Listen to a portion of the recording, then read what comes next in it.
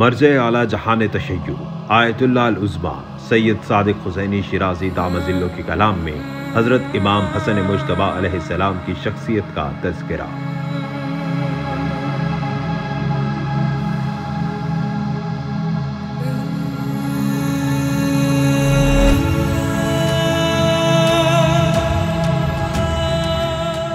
इमाम हसन मुज्तबा अलैहिस्सलाम की इमामत के हवाले से अगरचा रसूलुल्लाह सल्लल्लाहु अलैहि वसल्लम और अमीरुल मोमिनीन अली इब्न अबी तालिब अलैहिस्सलाम की तरफ से आपकी तअय्युन और वाजिबुल तआ का ऐलान हो चुका था,